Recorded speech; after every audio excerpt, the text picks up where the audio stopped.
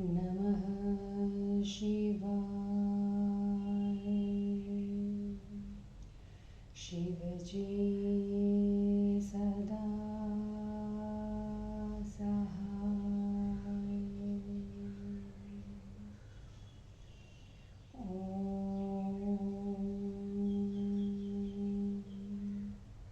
नमः शिवाय।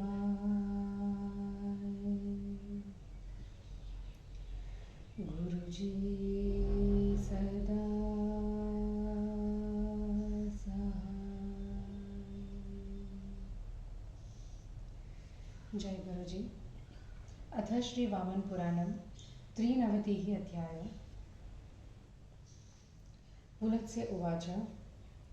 गत्वा रसातलं दैत्यो महार्हमणिचित्रितं शुद्धस्फटिकसोपानं कारयामास वै पुरं। तत्र मध्ये सुविस्तीर्णः प्रासादो वज्रवेदिकः मुक्ताजालान्तरद्वारो निर्मितो विश्वकर्मणा। तत्रास्ते विविधान् भोगान् भुञ्जन दिव्यान् समानुषान्। नाम्ना विन्ध्यावलीत्येवं भार्यास्य दयिताभवत्। युवतीनां सहस्रस्य प्रधाना शीलमण्डिता। तया सह महातेजा रेमे वैरोचनिर्मुने। भोगासक्तस्य दैत्यस्य वसतः सुतले तदा। दैत्यतेजोहरः प्राप्तः पाताले वै सुदर्शनः।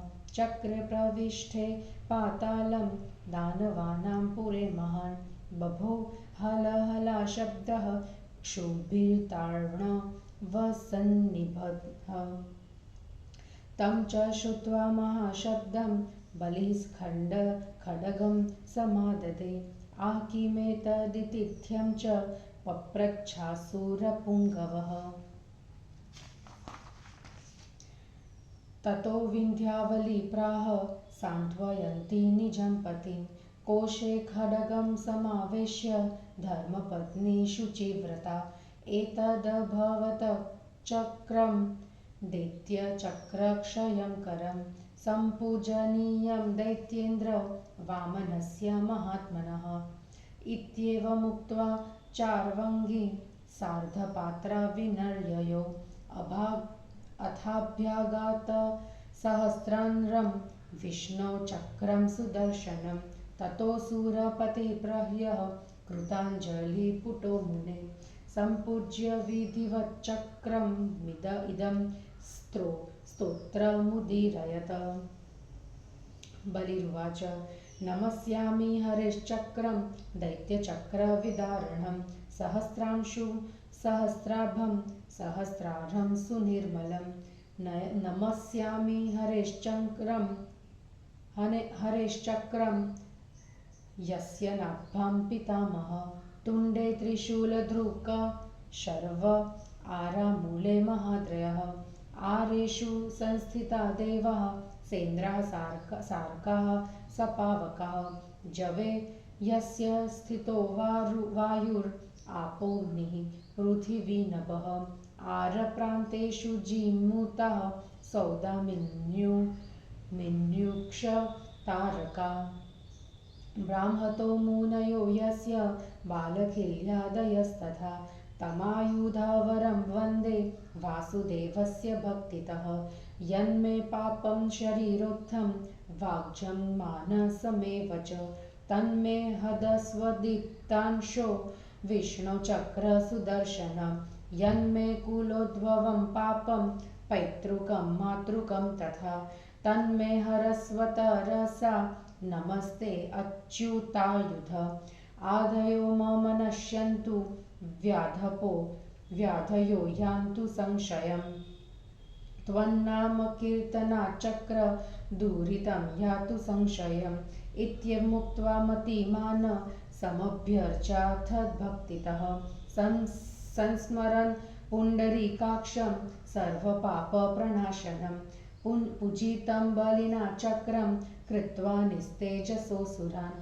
निश्चक्रामाथ पातालाद विषुवे दक्षिणे मुने सुदर्शने निर्गते तु बलिर्विप्लवतां गतः परमापदं प्राप्य सस्मार स्वपितामहम् स चापि संस्मृतः प्राप्तः सूतलं दानवेश्वरः दृष्ट्वा तस्थो महातेजः सार्धपात्रो बलिस्तदा तमर्च्य विधिना ब्रह्मन् पितुः पितरमेश्वरं कृताञ्जलिपुटो भूत्वा इदं वचनमब्रवीत् संस्मृतोऽसि मया तात सुविशर्णेन चेतसा तन्मे हितं च पथ्यं च श्रेयोऽङ्घ्र्य वदतात मे किं कार्यतात संसारे वसता पुरुषेण हि कृतेन येन वेनस्य बन्धः समुपजायते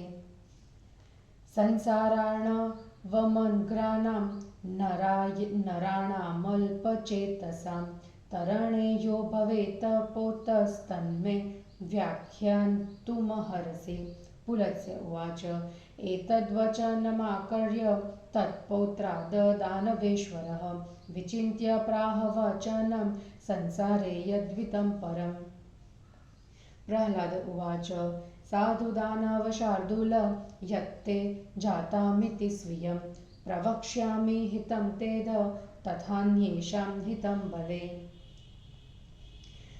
भवजलधिगतानां द्वन्द्ववाताहतानां सूतदुहितृकलतत्राण भारर्दितानां विषमविषयत्तो ये मञ्जतामप्लवानां भवति शरणमेको विष्णुपोतो नराणाम् ये संश्रिता हरिमनन्तनमादिमध्यं नारायणं सूर गुरुं शुभदं वरेण्यं शुद्धं गमनं कमलालयेशं ते धर्मराजकरणं न विशन्ति धीरा स्वपुरुषमभिवीक्ष्य पाशहस्तं वदति यमः कीरतस्य कर्णमूले परिहर मधुसूदनप्रपन्नान् प्रभुरहमन्य नृणां न वैष्णवानां तथान्यदुक्तं नरसत्तमेन इक्ष्वाकुणा भक्तियुतेन नूनम् ये विष्णुभक्ताः पुरुषा पृथिव्यां यमस्य ते निर्विषया भवन्ति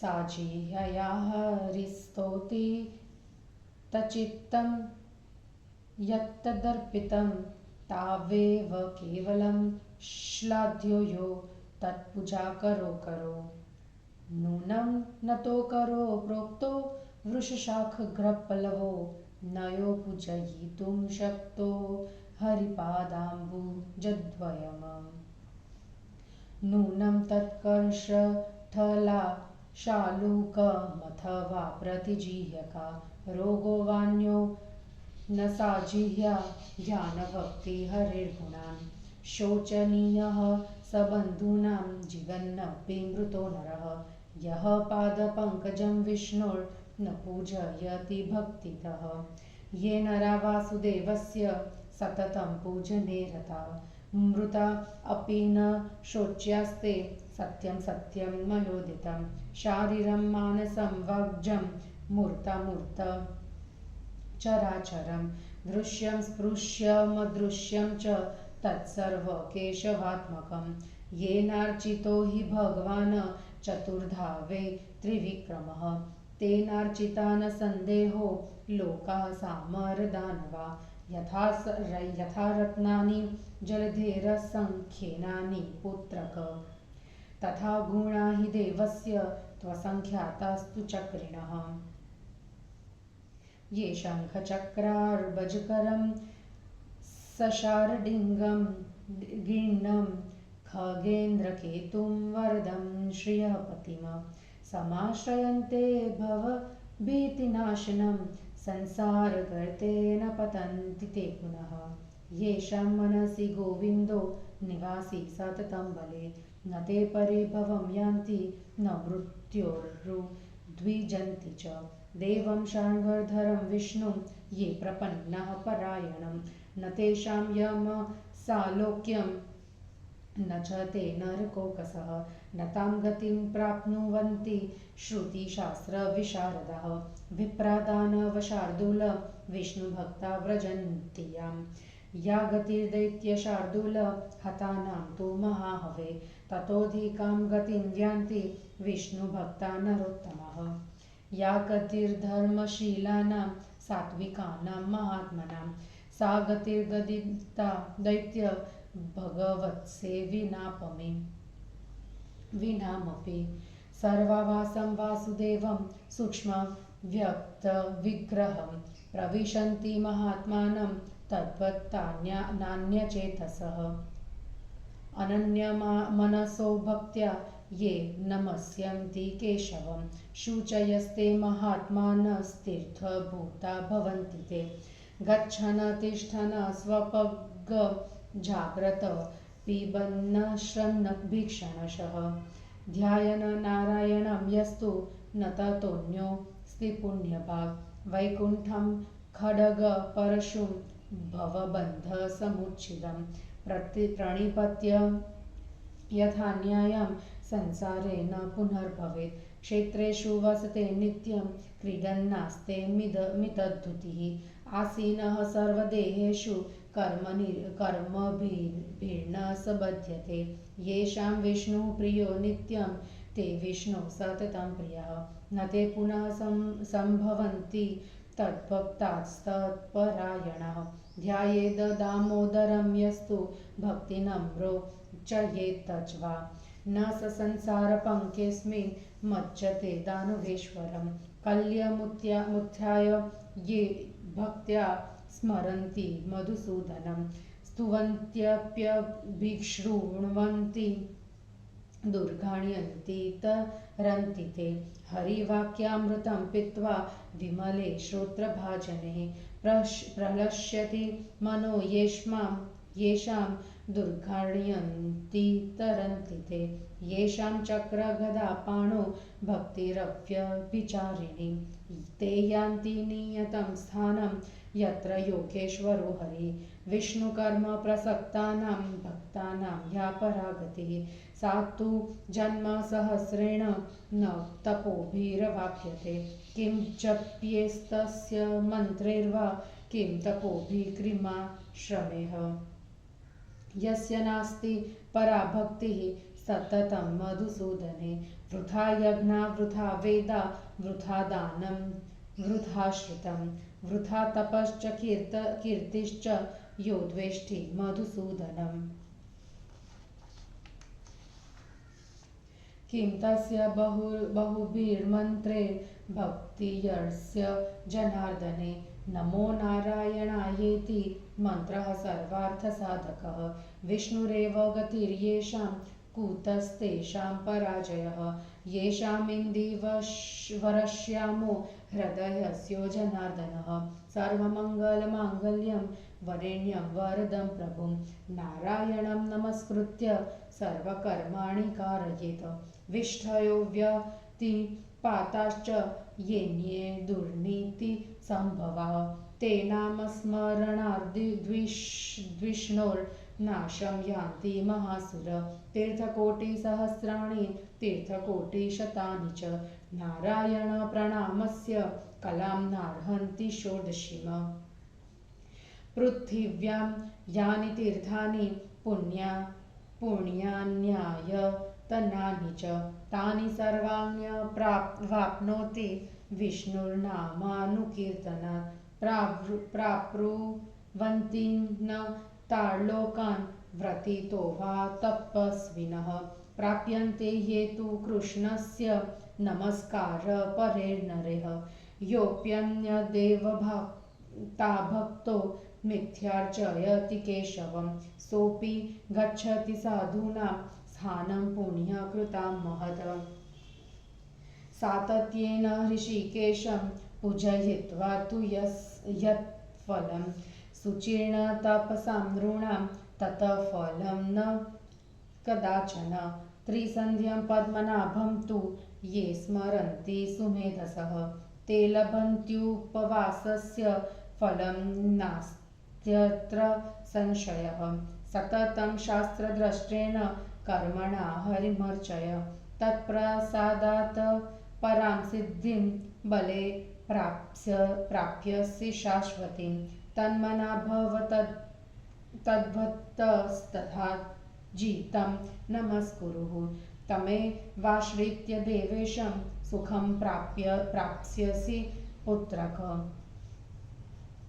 आदम्हानन्तरतमजरं हरिमव्ययं च ये वै स्मरन्त्य हरहर्णुवरा भुवि स्थाः सर्वत्र गंशुपदं ब्रह्ममयं पुराणं ते यान्ति वैष्णवपदं ध्रुवमक्षयच्च ये मानवा विगतरागपरापरज्ञा नारायणं सूरगुरुं सततं स्मरन्ति ते धौतपाण्डुरपूटा इव राजहंसा संसारसागरजलस्य तरन्ति पारं ध्यायन्ति ये सततमच्युतमिषितारं निष्कल्मषं प्रवरपद्मदलायशां ध्यानेन तेन हतकिल्बिषद्वेदनास्ते मातुः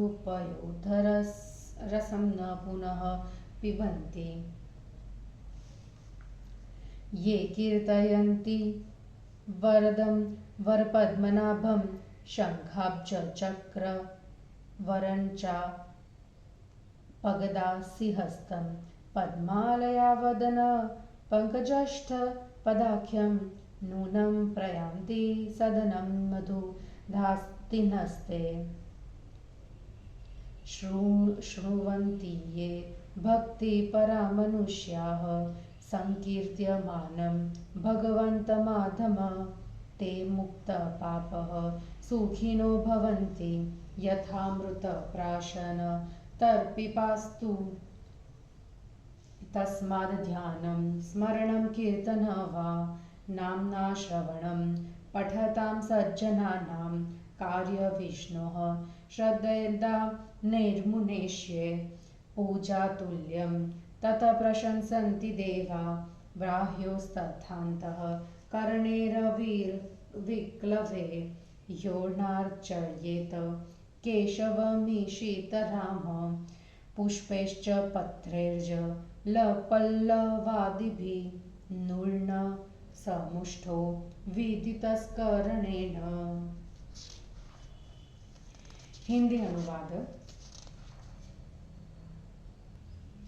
बलि का पाताल में वास, सुदर्शन चक्र का वहां प्रवेश, बलि द्वारा सुदर्शन चक्र की स्तुति, प्रहलाद द्वारा विष्णु भक्ति की प्रशंसा। पुलत्स्य जी बोले, नारद जी, रसातल में जाकर दैत्य ने बहुमूल्य मणियों से चित्रित शुद्ध स्फटिक के सोपान से विभूषित नगर बनाया। विश्वकर्मा ने उसके बीच में अत्यंत विस्तृत वज्रमय वेदी बनाई तथा मोती जड़ी खिड़कियों के मध्य फाटक वाला महल बनाया। बलि भांति भांति के स्वर्गीय तथा मनुष्यों के योग्य भोगों का उपभोग करते हुए वहां निवास करने लगा। विंध्यावली नाम की उसकी प्रिय पत्नी थी। मुने वह हजारों युवतियों में प्रधान तथा एक शीलवती स्त्री थी। महातेजस्वी विरोचन पुत्र बलि उसके साथ सुख करने लगा। एक दिन भोग भोगने में आसक्त दैत्य के सूतल लोक में रहते समय दैत्यों के तेज का हरण करने वाला सुदर्शन चक्र पाताल में प्रवेश किया। पाताल में सुदर्शन चक्र के प्रवेश करने पर दानवों के पूर्व में क्षुब्ध हुए सागर के समान महान हलहला शब्द उत्पन्न हुआ। उस महान शब्द को सुनकर आसुर श्रेष्ठ बलि ने हाथ में एक तलवार ले ली और इस प्रकार पूछा, अरे यह क्या है? उसके बाद पवित्रता का व्रत करने वाली धर्म पत्नी विद्यावली ने अपने पति को सांत्वना देकर तथा तलवार को म्यान में रखवा कर यह कहा ऐश्वर्य आदि 6 विभूतियों वाले महान आत्मा वामन का दैत्य समूह का संहार करने वाला यह आराधनीय चक्र है। इस प्रकार कहकर वह सुंदरी अर्घ्य पात्र के साथ बाहर गई। उसी समय विष्णु का हजारों अरों वाला सुदर्शन चक्र आ पहुंचा। मुने असुरपति ने विनय पूर्वक हाथ जोड़कर विधिवत चक्र का पूजन किया तथा यह स्तुति की। बलि ने स्तुति की, दैत्य समूह का संहार करने वाले अनंत किरणों से युक्त, हजारों प्रकार की आभा वाले, हजारों अरों से युक्त विष्णु के निर्मल सुदर्शन चक्र को मैं नमस्कार करता हूँ। विष्णु के उस चक्र को मैं नमस्कार करता हूँ जिसकी नाभि में पितामह चोटी पर त्रिशूल धारण करने वाले महादेव, अरों के मूल में महान पर्वत, अरों में इंद्र, सूर्य, अग्नि आदि देवता, वेग में वायु, जल, अग्नि, पृथ्वी और आकाश, अरों के किनारों में मेघ, विद्युत, नक्षत्र एवं ताराओं के समूह तथा ब्रह्मा भाग में बालकहेल्य आदि मुनि स्थित है। मैं श्रद्धापूर्वक वासुदेव के उस श्रेष्ठ आयुध को नमस्कार करता हूँ। विष्णु के प्रदीप्त किरण वाले सुदर्शन चक्र मेरे शारीरिक, वाचिक एवं मानसिक पापों का आप विनाश करें। अच्युतायुध मेरे कुल में हुए पैतृक एवं मातृक पापों का शीघ्रता पूर्वक आप हरण करें। आपको नमस्कार है। मेरी सारी आदि व्याधियों का नाश हो जाए। चक्र आपके नाम का कीर्तन करने से पापों का नाश हो जाए। इस प्रकार बुद्धिमान बलि ने श्रद्धापूर्वक चक्र की पूजा की तथा समस्त पापों का विनाश करने वाले पुंडरीकाक्ष भगवान का स्मरण किया। मुने बलि से अर्चित हुआ चक्र असुरों को तेज रहित करके पाताल से निकला और दक्षिण दिशा की ओर चला गया। सुदर्शन के निकल जाने पर बलि अत्यंत बेचैन हो गया। घोर संकट आने पर उसने अपने पितामह को याद किया। स्मरण करते ही दैत्येश्वर प्रहलाद सूतल में आ गए। उन्हें देखते ही महातेजस्वी बलि तुरंत हाथ में अर्घ्य लिए उठ खड़ा हुआ। ब्राह्मण अपने समर्थ पितामह की विधि पूर्वक पूजा करने के बाद बलि ने हाथ जोड़कर यह वचन कहा, तात, अत्यंत शोकमग्न चित्त से मैंने आपका स्मरण किया है। अतः तात मुझे हितकर पथ्य एवं कल्याणकारी उत्तम उपदेश दे। तात मनुष्यों को संसार में रहते हुए क्या करना चाहिए जिसके करने से उसे बंधन न हो। संसार समुद्र में निमग्न हुए अल्पमति मनुष्यों को तरने के लिए पोत स्वरूप क्या है, आप मुझे इसे बताइए। पुलत्स्य जी बोले, अपने उस पौत्र के वचन को सुनने के बाद दानवेश्वर प्रहलाद ने विचार कर संसार में कल्याण कर श्रेष्ठ वचन कहा। प्रहलाद ने कहा, दानव श्रेष्ठ, तुम धन्य हो जो तुम्हें ऐसी बुद्धि उत्पन्न हुई है। भले अब मैं तुम्हारे और दूसरों के लिए कल्याणकारी वचन कहता हूँ। संसार रूपी अगाध समुद्र में डूबे हुए द्वंद्व रूपी वायु से आहत पुत्र, कन्या, पत्नी आदि की रक्षा के भार से दुखी नौका के बिना भयंकर विषय रूपी जल में डूबते हुए मनुष्यों के लिए विष्णु रूप नौका ही एकमात्र सहारा होता है। आदि, मध्य और अंत से रहित कल्याणप्रद वर्णीय गरुड़ वाहन लक्ष्मीकांत पवित्र देवगुरु नारायण हरि का आश्रय ग्रहण करने वाले धैर्यशाली मनुष्य यमराज के शासन में नहीं पड़ते।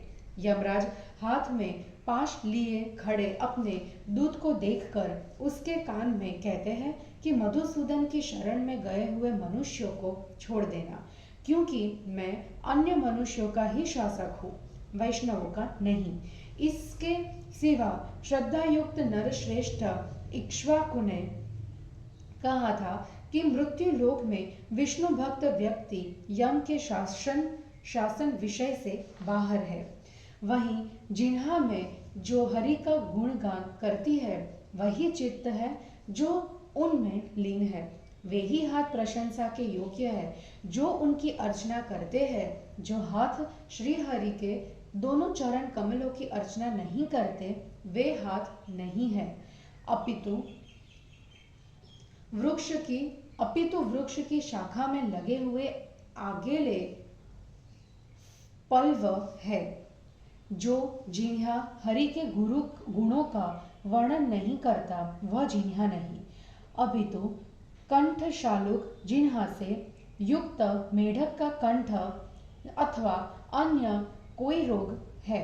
श्रद्धापूर्वक विष्णु के चरण कमल का अर्चन न करने वाला मनुष्य जीता हुआ ही मरे हुए के समान है और बंधुजनों के लिए शोचनीय है। मैं यह सत्य कहता हूँ कि वासुदेव के पूजन में सर्वदा रत रहने वाले मनुष्य मरने पर भी शोचनीय नहीं होते। समस्त शारीरिक, मानसिक, वाचिक, मूर्त, अमूर्त, जंगम, स्थावर, दृश्य, स्पृश्य एवं अदृश्य समस्त पदार्थ विष्णु स्वरूप है। त्रिविक्रम भगवान की 4 प्रकार से अर्चना करने वाले मनुष्यों ने निसंदेह सुर और असुर सहित संपूर्ण लोकों का पूजन कर लिया है। पुत्र, जिस प्रकार समुद्र के रत्न अनगिनत है उसी प्रकार चक्र धारण करने वाले विष्णु के गुण भी असंख्य है। हाथों में शंख, चक्र, कमल एवं शार्ंग धनुष धारण करने वाले गरुड़ ध्वज, भवभीति के नाश करने वाले वरदानी लक्ष्मीपति का आश्रय ग्रहण करने वाले मनुष्य फिर संसार रूपी गड्ढे में नहीं पड़ते। भले जिनके मन में गोविंद निरंतर निवास करते हैं उनका अनादर नहीं होता और वे मृत्यु से आतंकित नहीं होते। मोक्ष प्राप्ति करने के श्रेष्ठ शरण स्थान शार्ंगधर देव विष्णु की शरण में पहुंचे मनुष्यों को यमलोक या नरक में नहीं जाना पड़ता। दानव श्रेष्ठ वेद शास्त्र में कुशल ब्राह्मणों को वह गति नहीं प्राप्त होती जो गति विष्णु भक्त प्राप्त करते हैं। दैत्य श्रेष्ठ महान युद्ध में मारे गए व्यक्ति जो गति प्राप्त करते हैं उसे नर श्रेष्ठ विष्णु भक्त को उससे भी उत्तम गति प्राप्त होती है। दैत्य धर्मशूल सात्विक महात्माओं को जो गति प्राप्त होती है भगवद्भक्तों की भी वही गति कही गई है। अनन्य श्रद्धा से भगवान की भक्ति करने वाले सर्वावास सूक्ष्म अव्यक्त शरीर वाले महात्मा वासुदेव में प्रवेश करते हैं। अनन्य मन से श्रद्धा पूर्वक केशव को नमन करने वाले मनुष्य पवित्र एवं तीर्थ स्वरूप होते हैं। चलते खड़े, सोते, जागते एवं खाते पीते हुए निरंतर नारायण का ध्यान करने वाले से अधिक पुण्य का योग्य अधिकारी कोई नहीं होता। विधानानुकूल संसार बंधन का समुच्छेद करने वाले खड्ग और परशु धारण करने वाले वैकुंठ देव को नमस्कार करने से संसार में पुनर्जन्म नहीं लेना पड़ता। क्षेत्र में निवास करते हुए सर्वदा क्रीड़ा करने वाला अमित कांतिमान कृष्ण भक्त समस्त शरीरों में रहने पर भी उनके कर्मों के बंधन में नहीं पड़ता। विष्णु जिन्हें नित्य प्रिय है वे सर्वदा विष्णु के प्रिय होते हैं। दामोदर का चिंतन करने वाले उनके भक्त, उनके शरणागत अथवा श्रद्धा पूर्वक उनका अर्चन करने वाले मनुष्य फिर जन्म ग्रहण नहीं करते। दानवेश्वर प्रातः काल उठकर श्रद्धा पूर्वक मधुसूदन का चिंतन करने वाले मनुष्य इस संसार रूपी कीचड़ में नहीं फंसते। उनका गुणगान करने वाले एवं गुणों को श्रवण करने वाले मनुष्य कठिनाइयों को पार कर जाते हैं। विमल कर्ण रूपी पात्रों से अमृत रूपी हरि के वचनों का पान कर श्रवण कर जिनका मन अत्यंत आह्लादिक होता है वे कठिनाइयों को पार कर जाते हैं। चक्र गदाधारी विष्णु में स्थिर श्रद्धा रखने वाले मनुष्य निसंदेह योगेश्वर हरि के स्थान में जाते हैं। विष्णु की सेवा में तत्पर रहने वाले भक्तों को जो श्रेष्ठ गति प्राप्त होती है वह हजारों जन्मों के भी तप से नहीं प्राप्त होती सकती। मधुसूदन में निरंतर पराभक्ति से रहित मनुष्यों के जप, मंत्र, तप एवं आश्रमों से क्या लाभ? मधुसूदन से द्वेष करने वाले मनुष्यों के यज्ञ, वेद, दान, ज्ञान, तप एवं कीर्ति व्यर्थ है। जनार्दन में श्रद्धा रखने वालों को बहुत से मंत्रों से क्या लाभ? ओम नमो नारायण मंत्र सभी अर्थों का सिद्ध करने वाला है। जिनकी गति विष्णु है एवं जिनके हृदय में नील कमल के समान श्याम वर्ण वाले जनार्दन अवस्थित है, उनकी हार कहाँ संभव है? सभी मंगलों के मंगल मूर्ति वरेण्य वरदानी प्रभु नारायण को नमस्कार कर समस्त कर्म करना चाहिए। महासुर विष्टियां व्यक्तिपात एवं दुर्नीति से उत्पन्न हुई अन्य सभी आपत्तियां विष्णु के नाम का स्मरण करने से विनष्ट हो जाती है। 100 करोड़ एवं हजारों करोड़ तीर्थ भी नारायण को प्रणाम करने की 16वीं कला के भी बराबर नहीं है। मृत्यु लोक में जितने तीर्थ और पवित्र स्थान देवस्थान है, वे सभी विष्णु के नाम के संकीर्तन से प्राप्त होते हैं। श्री कृष्ण को नमन करने वाले मनुष्य जिन लोकों को प्राप्त करते हैं, उन्हें व्रत करने वाले या तपस्या करने वाले लोग नहीं प्राप्त करते। अन्य देवता का भक्त होते हुए केशव की आडंबर पूर्ण अर्चना करने वाला मनुष्य भी पुण्य कर्म करने वाले साधुओं के महान स्थान को प्राप्त करता है। ऋषिकेश के निरंतर पूजन से जो फल प्राप्त होता है, घोर तप करने वाले मनुष्यों को वह फल कभी नहीं प्राप्त होता। तीनों संध्याओं के समय में पद्मनाभ का स्मरण करने वाले बुद्धिमान पुरुषों को निसंदेह उपवास का फल प्राप्त होता है। भले शास्त्रों में वर्णित कर्म द्वारा निरंतर हरि का अर्चन करो, उनके प्रसाद से निरंतर स्थिर रहने वाली उत्तम सिद्धि प्राप्त करोगे। पुत्र, तुम तन्मना तद्भक्त एवं उनका भजन करने वाला होकर उन्हें नमन करो। उन देवेश का ही आश्रय ग्रहण कर तुम सुख प्राप्त करोगे। आद्य, अनंत, अजर, सर्वत्रगामी, शुभदाता, ब्रह्ममय, पुराण, अव्यय, हरि का दिन रात स्मरण करने वाले मृत्यु लोक के वासी श्रेष्ठ मनुष्य ध्रुव एवं अक्षय वैष्णव पद को प्राप्त करते हैं। जो आसक्तिहीन एवं पर और अपर के ज्ञाता मनुष्य निरंतर गुरुदेव नारायण का चिंतन करते हैं, वे धुले हुए श्वेत पंखों वाले राजहंसों के समान विषय रूपी जल से भरे संसार सागर को पार कर जाते हैं। जो मनुष्य उत्तम कमल दल के समान विस्तृत नेत्रों वाले निर्दोष नियमन करने वाले अच्युत का निरंतर चिंतन करते हैं, वे उस ध्यान से पाप कष्ट का नाश हो जाने पर फिर माता के पयोधर का रस नहीं पान करते, उनका पुनर्जन्म नहीं होता।